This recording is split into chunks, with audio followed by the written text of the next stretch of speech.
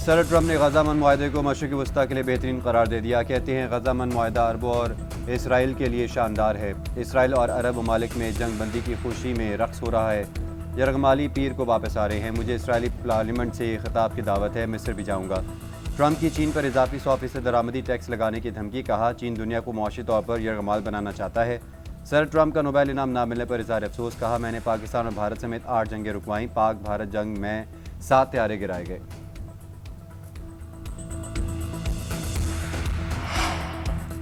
दहशतगर्दों के सहूलतकारों के पास 3 चॉइसेस हैं। खारजियों को रियासत के हवाले किया जाए। दूसरी चॉइस यह है कि रियासत के साथ मिलकर नासूर को अंजाम तक पहुंचाया जाए।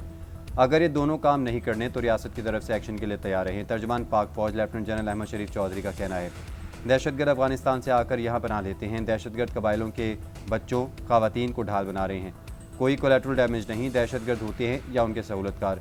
ये एक बयानिया बनाते हैं कि बॉर्डर पर फौज बैठी है, फौज स्मगलिंग रोकती है तो सियासी ताल्लुक निकल आता है। अगर फैसला ठीक हो जाए तो क्रेडिट आप लें और गलत हो तो इल्ज़ाम इदारे पर। सोचे समझे मंसूबे के तहत दहशतगर्दों और उनके सहूलतकारों को स्पेस दी गई। उम्मीद है KP के अवाम अफगानिस्तान से सिक्योरिटी की भीख मांगने के बजाय खुद हिफाजत करेंगे। दहशतगर्दों के सहूलतकार किसी भी ओहदे पर हों उनके खिलाफ कार्रवाई होगी।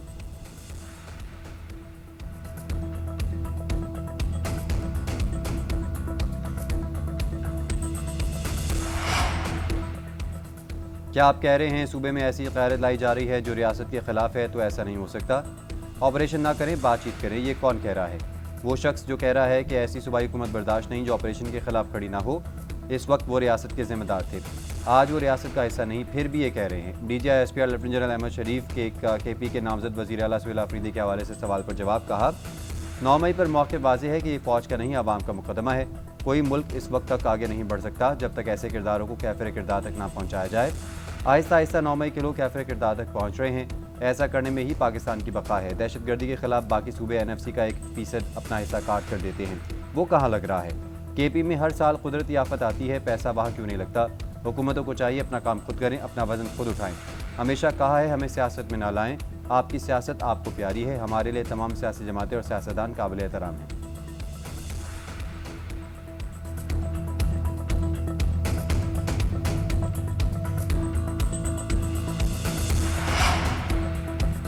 एक शख्स खैबर पख्तूनख्वा में दहशतगर्दी वापस लाने का जिम्मेदार है। रियासत और अवाम को ऐसे शख्स से फैसले और ख्वाहिश पर नहीं छोड़ सकते। कोई समझता है कि इसकी सियासत रियासत से बड़ी है तो यह हमें कबूल नहीं। तर्जुमान पाक फौज लेफ्टिनेंट जनरल अहमद शरीफ चौधरी का दहशतगर्दों से हानि हाथों से निपटने का ऐलान। पेशावर में प्रेस कॉन्फ्रेंस करते हुए बोले झूठ और गलाजत से भरी सियासत से हमें दूर होना होगा। स्टेटस को अब नहीं चलेगा। हर मसले का हल बातचीत में होता है तो फिर गज़वात ना होते। भारत ने हमला किया तो किसी ने नहीं कहा कि भारत से बातचीत करें। सब भारत को सख्त जवाब देने के लिए यक ज़बान थे। क्या हिंदुस्तान से मिलकर साजिशें करने वाले खारजी नूर वली उसके जत्थे से बातचीत करें? बच्चों के सर काट कर फुटबॉल खेलने वालों से बातचीत कैसे की जा सकती है? मुज़ाकरात की बात करके आवाम को कन्फ्यूज़ किया जा रहा है। दहशतगर्दी के खिलाफ जंग सियासी रुकावटों के बावजूद जारी है और जारी रहेगी क्योंकि ये मुल्क की बका की ज़ामिन है।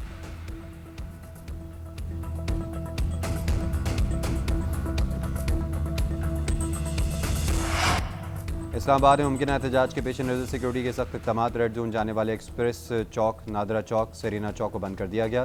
तमाम रियासतों को कंटेनर्स लगाकर सील कर दिया गया। शहर में इंटरनेट और मोबाइल नेटवर्क्स बंद।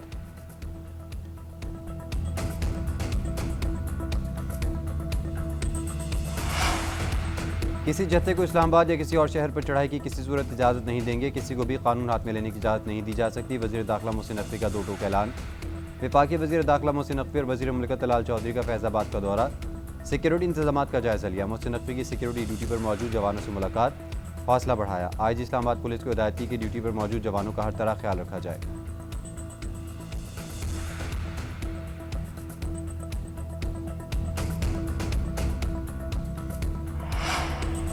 वज़ीर आला अली अमीन गंडापुर का इस्तीफ़ा मंजूर न करने का मामला। स्पीकर हाउस पेशावर में PTI क़यादत का इजलास। राय के मुताबिक PTI का अली अमीन गंडापुर के खिलाफ तहरीक अदम एतमाद लाने समेत दीगर ऑप्शन पर गौर। खैबर पख्तूनख्वा असम्बली का इजलास आज से दोपहर 3 बजे तलब करने का फैसला।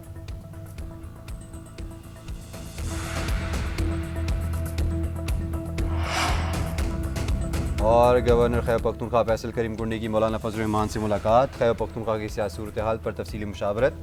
सियासी जमातों के इत्तेहाद और मुस्तकबिल के मकानात पर भी गुफ्तगू। वज़ीर आला खैबर पख्तूनख्वा के इस्तीफ़े के बाद की सूरत हाल पर भी तबादला ख्याल। फैसल करीम कुंडी और मौलाना फजल रहमान ने ज़िमनी इंतखाबात पर भी बातचीत की। खैबर पख्तूनख्वा के मुख्तलिफ इलाकों में जारी ऑपरेशन और अमन अमान के चैलेंजेस ज़ेर बहस आए।